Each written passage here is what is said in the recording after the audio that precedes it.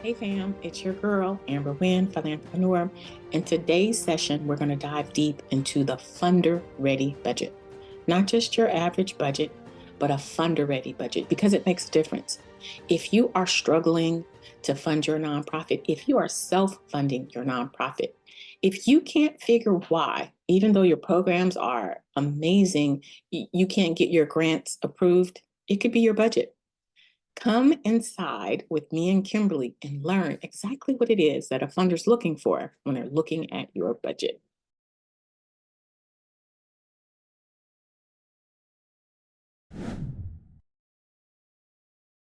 So you've had some time to sit with your budget before we dive in, because I'm actually going to show your budget on the screen so people can see the beast that is the budget. But before we dive in, like, what was your experience with just building out this budget? Well, it was a wild one. I tell you that, right? First, I had to get out of the lack mindset because when I got to what was it, like office.com and just kind of like putting in, office desk, office chair, and then started ooh shopping. You know what I mean? Like, oh, I want this, I want that. But the total started adding up pretty quickly, right? And I was just like, oh, and it kind of got overwhelming for a moment, like, oh, where I'm gonna get all this money from. But then I had to step back and focus on what it is that I'm actually doing, and I'm building out what I need to be efficient. So I mean, to kind of shift my mindset helped a little bit, but yeah, it was a little overwhelming. When you don't understand that, number one, a nonprofit is a business, right? You start looking at as a nonprofit is not supposed to make a profit. You have to make a profit in order to cover the business expenses. Here's the second thing. People tend to, like you do, shrink back and say, ooh, do I really need that? Because I don't know how I'm going to fundraise for it. The very first thing that you have to do if you're going to talk about long-term sustainability in your organization is to build out an optimal budget, not a rinky dinky, shinky budget. No, an optimal budget, because the individuals in your community deserve it. Mm-hmm. They deserve to have the very best. They have been living a life that has not been optimal. Yes. And your role, your goal is to show them that they are worthy. Amen. Amen. Yeah. So that doesn't come with you having, ain't nothing wrong with the IKEA, desk, but you get a sturdy desk, right? There's nothing wrong with you saying, I want my youth to have the best. And here's the other thing. A funder ready budget tells a funder that you are in business. You are in business. If you are in LA and your budget is under $150,000, that's you're not in business. No one can live off of that. Right. Right. If you are in St. Louis, it's a different, but you still can't live off of $50,000. Right. Yeah. No. Right. So we want to build out an optimal budget. The last thing I'm going to say before we put this on the screen is you want to start off knowing how much it costs to run your organization at an optimal level. That doesn't necessarily mean you're going to fundraise for that first year. Doesn't necessarily mean you're going to fundraise that second year. But the reason why we start off with you knowing how much it costs is because when you start recruiting your board members who are responsible for fundraising, they are fundraising to that amount. They're not fundraising to this amount. And that's where we get caught up. We start off with, well, I can do it for 50,000. And that's where you stay fundraising. And that's how nonprofits stay broke. That's how they stay in poverty, because they fundraise to that. We need you to fundraise to that. May not happen in year one. Although quite a few of my clients do achieve that in the year one. So, but I'm just saying it may not, but you want to have your sights up high and not down low. How much was your budget when you came into our sessions? Do you remember? No, well, it wasn't quite up here yet. I struggled. I want to say I was at like maybe 100 and something thousand for the organization of budget. Okay, right, for the organizational budget. So when we get down here, your budget is actually $468,000. You almost have a $500,000 budget. Now, why I'm pointing that out is that most people, when they come to me, they're like, "Oh, my budget is about 50,000," or if they think they're doing something big, "Oh, my budget is around 150." You see Yeah. here that just for your salaries, right? Just for your salaries, that's 140,000. Yes. So it's Yes. important to understand that the purpose of having an accurate budget is so if a funder came to you and said, "Hey, Kimberly, I've got $50,000." You're going to get excited because you haven't had any money like this before, but they want to fund your program. How is $50,000 going to help you when your organization when your organization's budget is 468,000? Well, I mean, it's broken down very, very, very specifically. So I can go on there and be like, oh, well, I can pay for this and this and that with the $50,000. Like I can see it easily. Exactly. This is key, people. If a funder comes to you and say, "I love what you're doing, we'd like to support your organization," your first question should be, "Great, how much is your budget?" And they're like, "Well, our budget is $50,000." So then you go here and you can say, "Well, then guess what, we can fund the funny money for 50,000, or we can fund life the game for 50,000." Mhm. Right? That's what you're going to offer them. And they're like, Right. "Oh, okay." If a funder comes to you and say, "We want to give you $10,000, and this is what happens with nonprofits. They're so excited that they got $10,000. They're like, "Oh, can we fund your community connection for 10,000?" You're going to say, "No, ma'am. But what you can do is cover our facilitators. That's 10,000." Right. Why is this important? Because if you give somebody a $50,000 program for $10,000, this is how you become overworked. Hmm.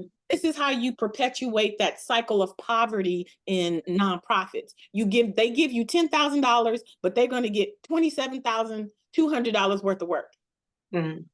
When you come from a position of power, you not only make it better for you, but you make it better for other nonprofits. Because if enough of us start saying, "No, you can't get the whole program, but you can get the facilitators," they're going to be like, "What?" So it's important that we break down the budget by line item so that you come from a position of power where you can have really informed conversations with your funders. Hmm. And if you had never done this, go ahead, Kimberly. This is something I like about it because when you see line by line like that, you can have confident conversations. That's what I was thinking. Like I can know what I'm talking about when I'm talking about in terms of money. Yes. Absolutely. And here's the thing, when you create your first budget, it's really a guess. You really don't know, but you're going to then implement the program. So after year one, year two, you'll know for sure. So you'll go back in and your numbers will be more definite, but you have to Mhm. start somewhere. So when you're Right. doing your research on office.com or whatever, and you're looking at things like, the copier machines, the computers, and office supplies, it's giving you a good guesstimate. But once you Mhm. implement your programs and you'll say, "We didn't even use all of that because we did X," then you don't put it on your budget. Or if you said, "Man, we forgot this," and you add it to your budget, but you got to start somewhere. If you just start and say, "Well, I think our budget is about 50,000," that's not an informed decision. If the program don't exist, then that thing you don't need, right? So you can only put it in that if the program exists. So when we're talking about like materials for t-shirts, isn't that like marketing? It is marketing, but here's the thing. So you put 1,000 in. So when you guys are out in the community, you have your t-shirts on so people see it. But also Mm. go on field trips, you want your participants to wear them so you can identify them. So you can charge it to this one. And when you let's just say I don't know, if you say there's too much going on in our programs where the kids who are from low income have more than the kids who are, from the foster care. So I want to eliminate that. So everybody's going to wear t-shirts and we're going to Mm. put the level of it. So then you can say t-shirts, it's a requirement. So then you can charge it to the program part. Does that make sense? Yeah, yeah, and then that'll also go in your justification, right? Those things that you just talked about would be why you Why? have this in that program set. Absolutely. Okay. Absolutely. But let's go right back to the background fingerprinting. Um, so so you would take the cost, let's just say it's $175. You got to get everybody. So your administrative assistant, if you have a program coordinator, your program, your facilitators, they all have to be cleared, because if anything happens to those kids under your care, you know, you're going, Right. yeah. So Mhm. would just take the number of people that you think are going to be in your, kids space, Mhm. 75, multiply that. And then for all of your, for the majority of your programs, that's where it's going to be. I'd probably put maybe 500, because for your staff or people who are going to be around. Are you going to have volunteers? Yes, and then that was my question, right? So I can charge some of this cost to the programs? You can charge the majority of it, because Oh. yeah, so the majority of the reason why you need background fingerprint is because they're youth. Mhm. So if you didn't have youth, then you wouldn't need fingerprinting, technically. Exactly. Right. Right. So majority of it is going to go to the programs. Like I said, I probably keep like maybe 500 or 1,000 in the organization, because Mhm. but for the majority of it, I would definitely charge to the program. Okay, and where are we getting line 2 from? Because that was added later, right? The administrative costs. Because at first we just had the organization costs and then the programs. But how do I calculate line 2? Okay, so here's what happened. So what I asked you to do was to, spread it across the organization, but make sure that a part of it was going to the organization and some of it wasn't. So Mm. I added in this column so you can make sure, right? Okay. This plus this plus this and this should equal this. But sometimes Gotcha. you were just spreading it across these three and not really Yeah. including it. So I was like, let's just add in this column. And so all four of these should add up to this. Okay, yeah, that's perfect. That makes a whole lot of sense. So we're just gonna add up going that way, and it needs to equal that first column. Yeah. Exactly. So sometimes it was off. In my head, I could do it, but I could see how it could be a little bit challenging. You're like, Yeah. I did. I split it up amongst those three. Yes, but these are your business costs. So for Right. example, this is perfect. So look at your facilitators. The Mhm. facilitators are there because of the program. So that it wouldn't be an administrative cost right there. It's I all guess so. yeah. No, it's good. It's good. So it helps to see this column sometimes, so I just Yes. added it in there or whatever. It does absolutely help because once I saw that, then I was like, oh, I get it because all of that is going to equal up to the total cost to run the organization. Yes, absolutely. From a funder's perspective, I tell people all the time, I can look at your budget and in 5 minutes, I can tell you whether or not I will fund you. I can do Mhm. that because I'm looking at these numbers. If you had in this number $10,000 and it didn't say part time, I'm going to say, as a funder, I don't trust you with my money. Mm.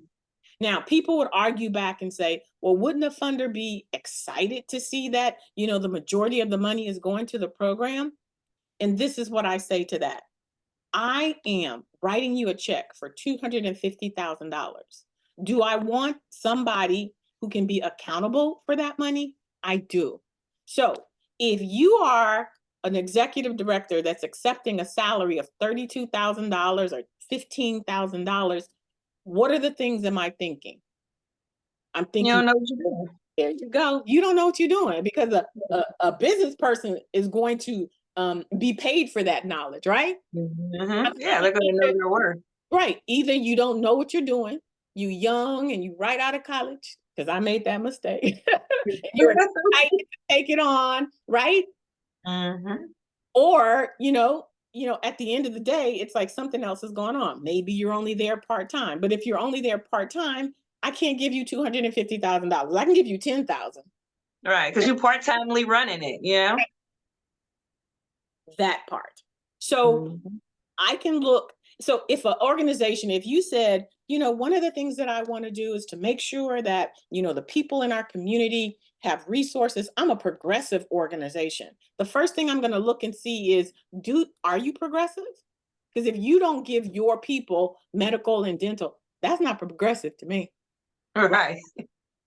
If you say that you are a business, but you don't have FICA, Medicare, SSI, workers' comp in there, then I know that you don't know how to run a business. These things, these taxes right here, they're not optional. They're Mhm. mandatory. So when I'm looking at your budget from a funder's perspective, there are some telltale signs. There are some red flags, like we said before. How do I know if you have a seasoned board? If you don't have directors and officers insurance, I know that you don't have a seasoned board, because a seasoned board is going to make sure that their assets are protected. So I'm Mhm. skimming your budget to see, is this really a nonprofit business? And why do I keep saying that? People think that just because you're a 501c3, that funders are obligated to give you money. They're not. It's an investment. So they use the budget to see, is this a good investment? Mhm. Remember, this budget is a fiscal representation of your organization. So if your budget is raggedy, what else is raggedy? Your organization? If you're saying, in your narrative, if you're saying, the narrative of your grant, you're saying, oh, we're going to take our kids on field trips every month. And so I'm looking on your budget and I'm like, well, where's the money for the bus? Mm. Transportation. Transportation. So I tell people all the time, this is the reason why you cannot, or you should not, try and write a grant in a week or 2 weeks. Because as funders, we put your narrative next to your budget to see Mm. if it meshes. Now, sometimes you'll go in and you make some changes in your narrative, right? Or you'll make some changes in your budget. You're like, oh, we're over budget. So you take out the buses, you took them out, the transportation, but you forgot to take it out the narrative. Mm. And it's a simple mistake, but I don't know it was a mistake. All I know is while I'm reading it, you have in here either on your budget that you're going to take 5 trips, but you took it out your narrative, or you took it out your narrative and it's not on your budget. So the reason why it's important that you don't rush and try and write that grant in 2 weeks is because you want to have clean, eyes when you're looking at it. Go Mhm. back and compare it. And if you're writing it over a weekend, you're not going to have it because you're so busy typing, trying to put it all together. But if you get the grant 45 days out, you start working it and you give yourself 2 days just to rest so you can have fresh eyes. And then you look at it, you can catch some of those mistakes. Mhm. Yeah, I get what you're saying, because when I was doing the narrative about the tutors, and I looked up and I think it was like 13.63 an hour, then I had to figure out how many school days was it, and then how many hours was they going to be working, and then I had to go back and change it in the budget because it wasn't adding up, it wasn't matching now that I had more information. When people say, "Oh, I need somebody to write a grant." Well, technically the grant is what you're awarded, but people say it all the time. So proposal, grant, the same thing. Narrative, Gotcha. and budget, Okay. same thing. Gotcha. Yeah. So indirect cost is also called F&A cost, facility and administration. It's also called overheads. And so Over. it's yeah, yeah. Wording, and that's the thing, right? So it's like you gotta learn like new lingo, new wording. Now all of that, like something I come across something, I'm like, oh, what that means. So then I gotta learn what that means, and then I gotta figure out how to do it and apply it to what I'm doing right now. If you go to my website, on the very first page, there's this bundle of resources that I give for free. One of Mm-hmm. those ebooks has a whole glossary of terms from the nonprofit sector. So go and download that. And when you see indirect costs, you just go into the ebook and you're like, oh, indirect costs. And it gives you all the definitions. Yes, yes, absolutely. Yes, because sometimes it's like speaking a whole different language, isn't it? Yes. Yes, for sure. And I think that's what like the holdup be. Because I'm like, what does that mean? So they gotta learn that step before I can actually learn how to apply it. Yes, absolutely. So be sure to download that resource. It has terminology, nonprofit sector, and it's a couple pages thick. So it'll help you when you see a word that you're not really used to. Be like, oh my goodness, well, what's an MOU? Now that we have that, we're all locked in. We know how much it costs to run the organization at the optimal level. The next Mhm. that we want to do is to recruit for our board because we need people who are going to fundraise to cover this amount. Now, Yes. a lot of founders take it upon themselves to fundraise, but here's the truth. The IRS created the nonprofit such that the board of directors is responsible for fundraising. Did you know that? I didn't. I know now. And I like that idea. Because it's supposed to be a partnership. The board Mhm. of directors is responsible for creating the vision. They're responsible for guiding the organization, and they are responsible for fundraising. They have the fiduciary responsibility, meaning they have the legal responsibility to run the organization ethically. That's why when people get fired, like I have people calling me all the time crying, saying, they fired me from my nonprofit. Oh, Jesus help me, And I'm saying, what did you do? It is their responsibility to make sure that the organization is ran ethically. So when people say to me, no, I'm only going to put people on my board who's not going to fire me, that says you don't understand what the IRS created. I say to them all the time, if you don't want to get fired, then do your job. That's it. That's it. Because board members, it's a lot of work. And so we don't want to come in and deal with all of the rigmarole of having to fire somebody and hire somebody. If you do your job, we're going to do our job, which is to support you. So in our Right. next session, we are going to talk about the board of directors so that we can then fill out this section, right? Okay. Because that was my question, right? So like, where is all this gonna come from? But that's the board of directors Yes. helping me out. That's right. Now, in a real budget, in a generally accepted accounting practice, GAAP budget, the revenue is on the top. But Hmm. but the way that we are building out your nonprofit, I don't want you to be distracted. And I found that having the revenue at the top just really messed people up. So I moved it to the bottom. But in a generally accepted accounting practice budget, this section right here would be on the top. Okay. Hmm. But I like but it like this.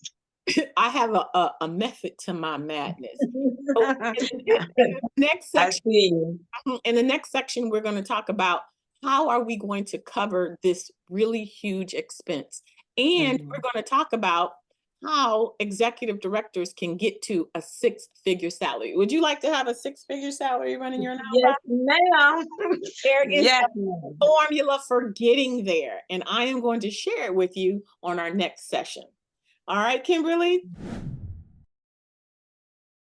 This is really the hardest part. This is the hardest part of building out your organization is this budget. Mhm. But it's Uh, the most important part. You know what I mean? And I can see, I can definitely see, why it's yes, the hardest part. because it drives your organization. It drives everything that you do. If you don't know how much it costs to run your organization, then it's going to be challenged. It's going to be a challenge for you to fundraise for it. Mhm. Exactly. It is pivotal. Everything that you do is driven by the board. Let me tell you, by the budget. Let me tell you, your budget is a fundraising tool. Your budget is a management tool. Your budget is a compliance tool. Your budget is really the key to everything. When your board starts to meet, they should pull out the budget and say, how much have we spent? How much is still left?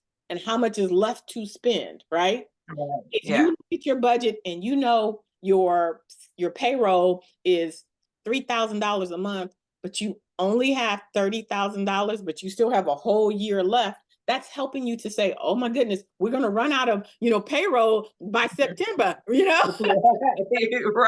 So that's why it is a management tool. If you're looking at it every month, that's why it's important to have a bookkeeper, because the bookkeeper is, tracking your transactions. And Mm. as the board, that's what they should be looking at every month. They should be looking at the financials, because they are responsible for the fundraising that's going to make sure that the organization is covered. Yeah, and if they're not looking at the budget every month, they can't really gauge where they at, right? So then they're not doing their job. Exactly. That's exactly what's it. I have people say to me all the time, my board's not doing nothing. My board, oh, well, what are you doing? What are you doing? Well, I'm running the organization, I'm fundraising. Then you don't understand how the IRS set up the nonprofit. It's not Mhm. designed for you as the executive director to fundraise and do the implementation part. They're two separate entities. The board is Right. responsible for the vision and the fundraising. The executive director is responsible for the day-to-day operation. Mhm.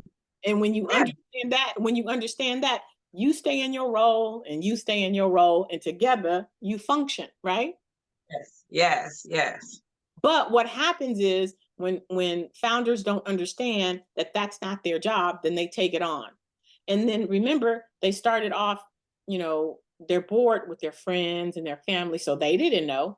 And so that's how this Mhm. whole, cycle of poverty is perpetuated. You got this one person, because they are so dedicated to their community, that they're doing all of the work, but that's not how it's designed. And Right. here's the last thing I'm going to say about that. Intention means nothing. Intention means nothing. People are like, well, I'm doing this all the time. It doesn't matter that in your mind, those were your intentions. Mhm. The way that the IRS designed the 501c3 is the way that it needs to be um, implemented. So Right. just because you're doing something, you making stuff up over here, when you go to ask people for money, it doesn't look the way that. And listen, funders have to report to the IRS too. So Mhm. if you don't look the part, if you don't look like a viable nonprofit, they're not going to fund you. It doesn't matter that you have the best heart and that you're even, providing services. You don't look like a nonprofit. Right. So, They got to be able to justify it. and so people really get upset when they're like, I'm doing all of this work, but you don't look like it. So my goal is to help you, get your house in order, make sure that you have all of the infrastructure that you need so that you can not only look like a viable nonprofit, but really operate like one. Once you have Mhm. a strong budget, now you can say, no, I need to stop writing these $5,000 grants, and I need to start writing grants for, 50,000 and 100 and 150,000, right? Because Right. you realize I need to, when you're doing your corporate sponsor packages, people will set their levels at 1,000, 1,500, 5,000. What's that going to do for you when you have a $450,000 budget? You need to set your Right. levels at 25, 25, Mhm. 50, and 75,000 so that you can Yeah. help meet that budget. Right. So, Right. the budget is very essential for your long-term sustainability and resiliency. Mhm. Funder ready budget. You can put together a budget, but a funder ready budget is going to tell the story of your organization. And as we saw with all of the elements that you had on each one of those budget line items, it tells the story of a quality nonprofit. It's not Right. always good to have a small number. As a matter of fact, most of the people who serve on boards on foundations are business people. So they know what it takes to run a business. And if you're saying you can run a $458,000 organization for $100, they're gonna look at you sideways. Right. Like what you really doing? Really doing. Not running this business. I have had clients come through and we changed their budget. We went through this process and immediately they started getting grants. Right. I had Right. one organization, she was around for 7 years. She was doing, fireworks. She was self-funding her organization. The minute we got her a funder ready, she got a government contract. I didn't want her to get it, but she got a government contract for $194,000. The next year, it tripled, right? And they want her to expand. And I'm like, take it slow, take it slow. But she looks the part now. Right. Structure is everything. So it's just important to understand that a funder ready budget is the key to your success in fundraising.